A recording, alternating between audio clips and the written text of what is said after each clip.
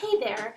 Welcome to the fourth week of Easy to Create Holiday Cards. This is the first card I'm going to create, and to create this card I trimmed a piece of white cardstock to 4¼ inches wide by 11 inches long, and then I'm just simply folding it in half, and then I'll score it with a bone folder to make a nice crease there. And this is a standard size card, but I just have it opening a little bit differently. I really like cards that open, that flip up like this. I'm going to take the corner chomper and I'm going to round the top two corners of the card and also the top two corners of this piece of pattern paper from American Crafts. It has a little bit of glitter and shine to those snowflakes, and I'm going to adhere that to the top of my card, and then I trim this silver piece from another sheet of American Crafts paper and adhered it to the bottom. And the sizes are in the PDF file listed at 2peasinabucket.com. I'm going to take the back side of that blue snowflake paper is a solid brown, and I'm going to just punch a border there with that Fiskars Leave It to Weaver punch. And I trimmed it down to size, and I'm going to thread through some of this silver ribbon, also from American Crafts, right through my punched border. This is one of my favorite things to do. I do it a lot for both cards and layouts. So I'm just going to weave it through there to not quite to the end, and I'm going to secure that in there with the tiny attacher from Tim Holtz. It's teeny tiny little staples, the perfect size for cards and lots of things, but I love it for cards. And then I'm going to thread through that ribbon on the other side, secure it, and then I'm going to adhere that to my card where those two patterns meet and tie a bow. So there's what my card's shaping up to look like. I'm going to take another punch. This one is called the New Scallop Punch from Martha Stewart. And it's just a little fancy scallop, and I'm just punching this scrap piece of Doodlebug glitter paper. That's why it's showing up kind of funny on the screen. The glitter kind of makes the video camera a little crazy there. And I punched it both out of that glitter paper and also the silver paper, and I'm layering them. I trimmed them to size 4 inches wide, and I'm going to adhere them right along the bottom of my card. So there's what that looks like. Then I'm just layering snowflakes and stars from the Making Memories. It's a blossom jar, and this is, I think, the winter kit.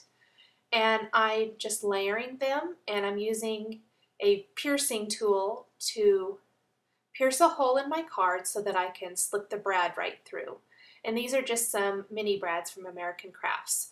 And then I added a few silver star brads from Making Memories as well. Now I need to stamp my greeting, and this is from a Hero Art set, and I'm going to stamp it on a little label I punched out of some white cardstock using Versamark ink. And then I'm going to adhere some silver embossing powder from American Crafts to my stamped greeting. You can see it here. And then I will heat set that, and I'll tuck it into underneath that ribbon border of my card. And that is the first card.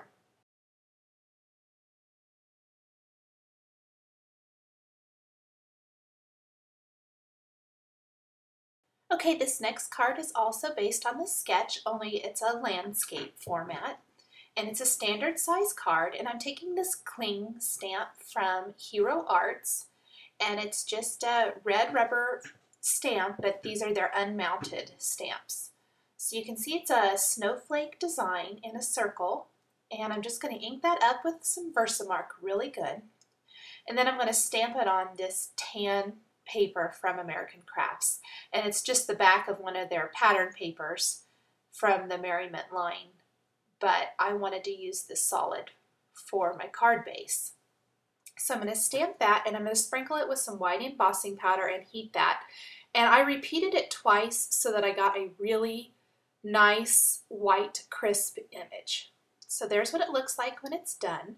And then I'm going to take this little reindeer, also from Hero Arts, and I'm just going to figure out my placement. Then I'm going to take my acrylic block and pick him up. Then I used some American Crafts stamp markers to just color him in. So I'm coloring his little scarf red, and then I colored most of the reindeer brown, and I just added a little bit of black for his nose and his eyes. I'm just coloring the tips there of his antlers red. So I'm going to continue coloring him in, and then I will stamp him right on my card. That's just a fun way of adding a stamped image with lots of detail quickly and easily. I don't have to layer anything. Then I've punched this border also out of that glitter doodlebug paper using Martha Stewart double scallop, and it just kind of looks like snow there, so I'm going to adhere it along the bottom of my card.